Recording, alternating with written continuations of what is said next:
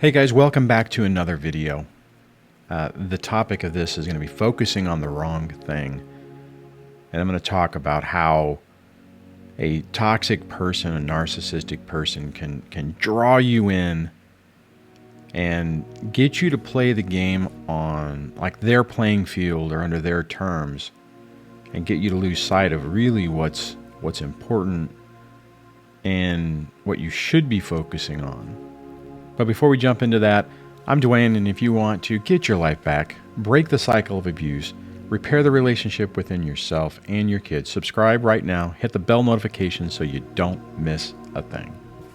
Okay, this is coming from some coaching calls and emails and just comments, and I'm seeing this pattern where people are focusing on the wrong thing. They're focusing on fighting their ex in a direct way, and it just doesn't work. It's like if you go back, I'm trying to think, if you go back to colonial times when the United States was fighting the British, if the Americans would have tried to fight conventionally for those times, they would have got massacred. And what happened is they changed their tactic and their focus and fought things on to their advantage. And that's the thing I think you have to remember on this is people get so caught up in fighting and defending themselves and approaching this head on. And it really most of the time is counterproductive. The sad reality of this is that all of us have to, in my opinion, go through that phase where we try that direct attack because that's what we're used to. That's how things seem that they need to be. You're trying to convince people to see the light, to see the monster underneath. And what ends up happening is you just get drug into the whole mess. Hurts your credibility. It's kind of like back in the 80s, the mutual assured destruction, where it's nobody wins. Now, okay, I mean, I guess effectively sometimes a toxic person can, quote unquote, win because they can convince people that they are right. The reality is they're winning, but they're destroying everything in the process. They're destroying, the kids, you. And the thing is that you have to remember that your ex, and to be perfectly honest, this can even be somebody at work, right? A toxic person, no matter where they are, they follow the same patterns, they follow the same playbook, and they do the same thing. So they are going to provoke you and attempt to get you to act in a way that demonstrates what they're trying to do. To better say this is, and I know I've said this before, but if somebody was trying to, if they're going around saying, if they're talking about me, Duane gets so angry, and they're, it's so bad that he does that if he just wouldn't, right? And then they come and they poke you. No one sees the poke, and then you respond, and everyone else is like, holy crap, oh my God, he is angry. And it's the same thing. I mean, it's like you cannot approach this directly most of the time with a toxic person because you are going to most of the time take the bait. It's really tough. You can sometimes, if you can see what they're trying to do, you can make sure that you do not respond, react, or perform your part in the way that they're trying to portray that you will, because then it starts to undermine their credibility, and then you could potentially point it out. But it's really a tough game because most people aren't going to see the nuances, so you have to be really cautious of it. What ultimately happens typically in a court type situation is they'll think that both parties are knuckleheads and they won't see it. They won't see the reality of it. What's really sad is whenever there's some really serious stuff going on, The person has evidence, is trying to show it, but because of this, because of the way this has occurred, nobody has any credibility. I've heard this type of story over and over and over again. And it's devastating for the person going through it, because kind of like in a video I was talking about the other day, where you're on the rooftop screaming, trying to say, look over there, look what's happening. And people are going, wow, that person just is crazy. You know, they're not looking at what you're doing. They're looking at you because you're more of not an obstacle, but making more of a scene. So it's drawing the attention to you, which causes, again, it undermines everything, and it causes you to basically be engaging with, you know, the person in their court. It's like basically rolling around with a pig. You know, you can go in and wrestle a pig and you're both going to get muddy, but the pig likes to get muddy. And you come out of it looking like a mess. Here's the thing. You have to focus on what is really, really important. And this is a tough one, because when you're in the middle of this, you think you know what is really important. Defending my reputation is really important. Exposing the ex is really important, or that coworker. Exposing the person is really important. That is the trap. That is the pull to get you to focus on the wrong thing. The key on this is to really be able to take a step back and really ascertain, I just wanted to use that word, what is really important. Take my situation, for instance, and I'll use my kids instead of a work example. What was really important was my relationship with the kids and the maximum amount of time I could get with them.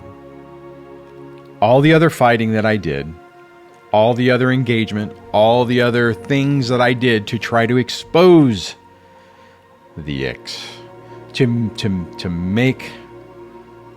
make her feel some accountability, to get some justice, all those things was absolutely pointless. Now, realistically, is there any way that this message could have gotten through to me back then? Probably not.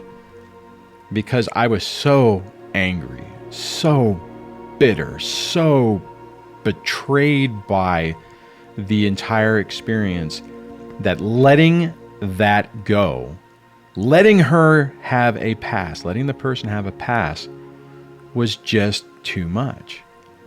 Too much for me to do at the time. And again, the problem with that is it drew me into her cone of chaos. It hurt my reputation and my credibility, and it didn't accomplish anything. What it did accomplish is it hurt, like I said, it hurt my reputation, credibility. It made people think that I was equally responsible for the catastrophe that was unfolding. And it effectively hurt my relationship with the kids. Now, let me just pivot for a moment and say I've experienced this exact same thing in my professional work. I've been played like this before. I've had my weaknesses exploited to try to undermine my credibility, my reputation, and there were times that it worked. And what I will tell you is that every time it did, it took me a lot of work and a lot of time to repair that and get back to where I was and then exceed it. The thing is, you can repair it, you can exceed it. You are just so much better off not falling for the trap in the beginning and by not focusing on the wrong thing. It's counterintuitive when you're going through it, because you think you need to defend yourself. That's what you're supposed to do. You're supposed to defend yourself. You're supposed to right the wrong. Again, like I said in the beginning, if you're fighting this under their terms, you are at a significant disadvantage unless you are, equally skilled, or your forces are similar size and stuff, like going back to the colonial times and the Revolutionary War example. Then okay, fine, maybe you have a chance. But be smart about what you're doing. Be deliberate about what you're doing. Focus on the right thing and do not take their bait. It's incredibly tough to do. It's really, really hard. But one of the things I will say, or one of the things I think I'll leave you with, is ask yourself this: is what you are currently doing working? Is it achieving the results that you are hoping to achieve? If the answer is yes, fine, then you're on the right track. However, if that answer is no, we have to take a pause and seriously look at what we're doing and think about a different way to approach it. I will tell you from my own experience, that is the key. It's hard. It's really tough because you're fighting yourself and your own instincts on way you should instinctively react. The person that's targeting you absolutely knows that. Even if they don't know it, like write it down, know it, they instinctively know how you're going to respond, what you're going to do, and how to basically play you to get you to do exactly what they want to paint their picture. Again, don't focus on the wrong thing. Find what is truly important to you and always keep that as your guiding light. Write it down. Put it on your mirror. Do something so that you know and you remind yourself what you're focusing on, what you're dealing with, what you are trying to accomplish. Everything else doesn't matter. It doesn't. Focus on the right things. I see this so much where people they get pulled into and caught into the drama of the person that's targeting them and just continue to make mistake after mistake. I've even counseled people at work on how to deal with this.